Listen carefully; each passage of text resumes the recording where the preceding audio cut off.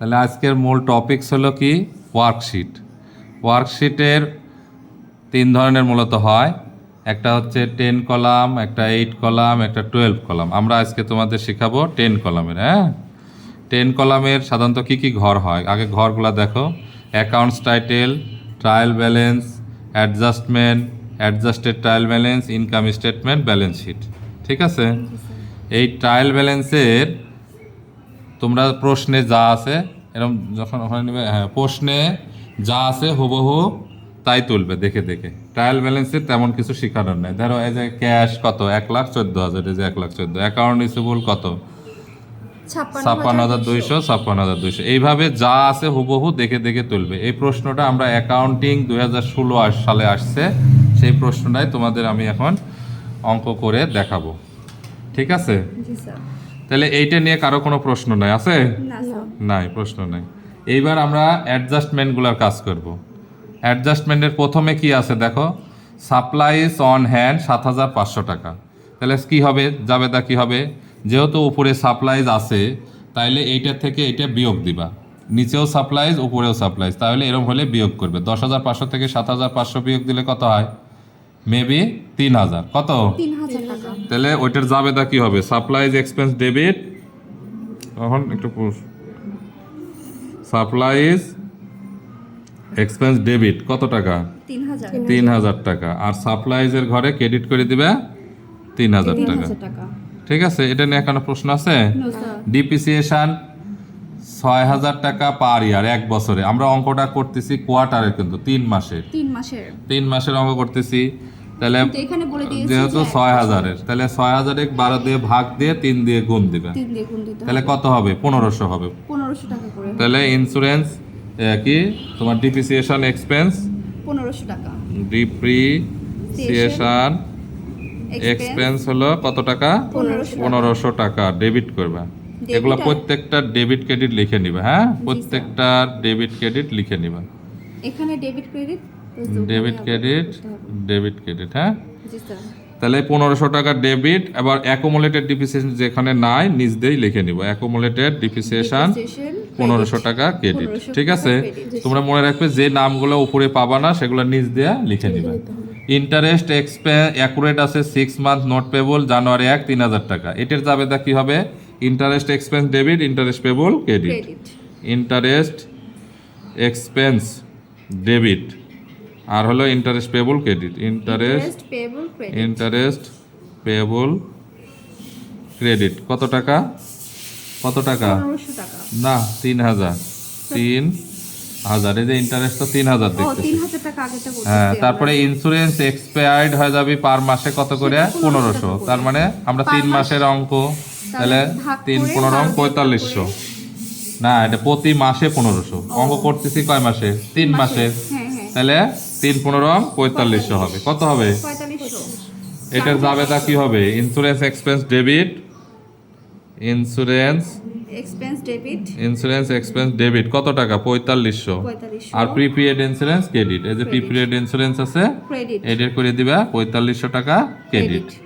এবার আসো service provided but unbilled, একটা সেবা দিছো কিন্তু টাকা পাওনি, তাহলে এটার জাবেদা কি হবে, অ্যাকাউন্ট রিসিভেবল ডেবিট আর service revenue credit. Account receivable হবে 7,500 টাকা আর সার্ভিস রেভিনিউর ঘরে ক্রেডিট করে দাও 7,500। এইভাবেই তাহলে আমরা অ্যাডজাস্টমেন্ট করে ফেলবো। হ্যাঁ, এবার আসো অ্যাডজাস্টেড ট্রায়াল ব্যালেন্স করবো। কি করবো বলো তো, ট্রায়াল ব্যালেন্স খুবই সোজা। এইটা হচ্ছে যখনই কোনো ঘরে কোনো অ্যাডজাস্টমেন্ট থাকবে না, যা আছে হুবহু লিখে দাও। তাহলে 1,14,000 যা আছে তাই লিখে দাও। আর এটাও ডেবিটে আছে, এটাও ডেবিটে আছে, তাহলে ডেবিট যোগ হয়ে কত হবে, ধরো তোমার 56,200 আর 7,500 যোগ করলে কত হয়, 63,000 কত 700। তারপরে প্রিপেড ইন্স্যুরেন্স, এটা ডেবিট আছে এটা ক্রেডিট আছে, তাহলে বিয়োগ দিয়ে কত হবে, বিয়োগ দিলে হবে 19,500। 19,500, এটা ডেবিট আছে এটা ক্রেডিট আছে, তাহলে বিয়োগ দিয়ে কত হবে, 7,500। মনে রাখবা, ডেবিট হলে যোগ, ডেবিট ক্রেডিট হলেও যোগ, ডেবিট ক্রেডিট বা ক্রেডিট ডেবিট হলেই বিয়োগ। ঠিক আছে, তাহলে এটার কিছু নাই মানে কি, যা আছে তাই লিখে দাও। এখন একটু পুশ করো। তাহলে পর্যায়ক্রমে এই যে এইভাবে আমি যেভাবে করলাম ডেবিট ডেবিট যোগ ডেবিট ক্রেডিট বিয়োগ এইভাবে পরেরগুলা তোমরা করে নিও, ঠিক আছে? দেখো যেইটা কোনো সমন্বয় ছিল না, যা ছিল তাই লিখছি। এটা ক্রেডিটে 1 লাখ, এখানে 1 লাখই লিখছি। এখানে 1,23,500, 1,23,500 লিখছি। এখানে 2 লাখ 2 লাখই লিখছি। আবার দেখো এটা ক্রেডিটে ছিল, এটাও ক্রেডিটে ছিল, তাহলে ক্রেডিট ক্রেডিট যোগ করে এইভাবে, তাহলে তোমরা এইভাবে করে নিও। এইবার আসি আমরা ইনকাম স্টেটমেন্ট কিভাবে করব। ইনকাম স্টেটমেন্টের মূল বেসিক কথা, ক্রেডিট দিকে দিবে যত ইনকামগুলো, আর ডেবিট দিকে দিবা যত এক্সপেন্স মানে খরচগুলো এই দিকে দিবা। ক্লিয়ার? তাহলে আমাদের এই অঙ্কে রেভিনিউ একটাই আছে, দেখো সার্ভিস রেভিনিউ 1,43,700। আর এক্সপেন্সগুলা দেখো কোনগুলা এক্সপেন্স, তোমরা দেখলে বুঝবা এগুলা এক্সপেন্স না, এগুলা এক্সপেন্স না। এই যে ট্রাভেল স্যালারি এক্সপেন্স থেকে শুরু, স্যালারি এক্সপেন্স কত আমাদের 22,000।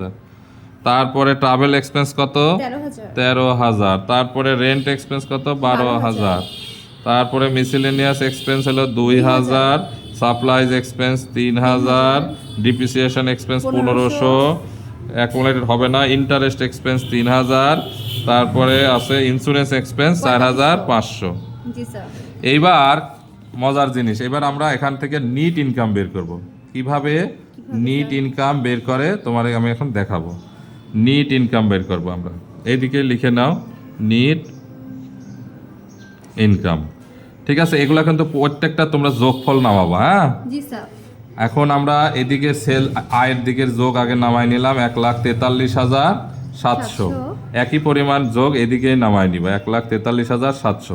তবে একটা কথা বলি যে যেই দিকে বেশি হবে সেই দিককার যোগে আগে নামাবে। আমরা আইডিয়া করলাম যে এদিকে বেশি এদিকে কম আছে, কিন্তু সমানই হবে স্যার। হ্যাঁ না, এখন তোমাকে এইগুলা খরচগুলা যোগ করবা, করে আয়ের থেকে বিয়োগ দিবে। যেদিকে ঘাটতি হবে, যদি ডেবিট দিকে ঘাটতি, এখানেও লিখলেন, তাহলে কি দুইটা সমানই হবে? সমান হবে। কিভাবে নিট ইনকাম টুক আমরা এখানে বসাই দিলেই সমান হয়ে যাবে। জি স্যার। এই অঙ্কে তোমার 1,43,700 থেকে এগুলো সব বিয়োগ দিবা। বিয়োগ দিলে দেখবে যে বিয়োগফল দাঁড়াবে 82,700। কত দাঁড়াবে? 82,700। দেখো এই 82,000 টাকা দিলে তখনকার এইদিকেও 1,43,700 হবে। এইটাই হলো নিট ইনকাম। আমি বোঝাতে পারছি আয়ের চেয়ে ব্যয়ের যে ঘাটতিটুক, আয় ব্যয়ের যে ঘাটতি, এটাই হচ্ছে net income or net loss. যদি এইদিকে বেশি হয় তাহলে লস হবে, এদিকে বেশি হলে ইনকাম হবে, ঠিক আছে? তাহলে এইটা আবার ব্যালেন্স শিটের ক্রেডিট দিকে যাবে, মনে রাখবে।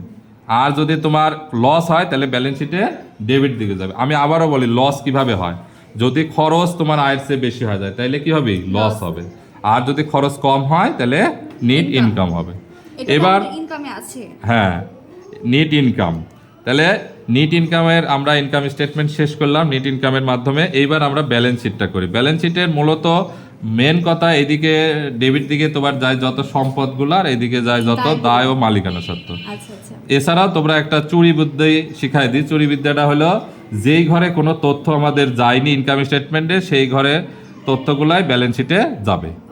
বুঝছো? এটা আরো সহজ করে মনে রাখা। ধরো 1,14,000 এই ঘরে গিয়েছে, ইনকাম স্টেটমেন্টে যায়নি, তাহলে এইটা ডেবিটে আছে, এখানেও ডেবিটে যাবে 1,14,000।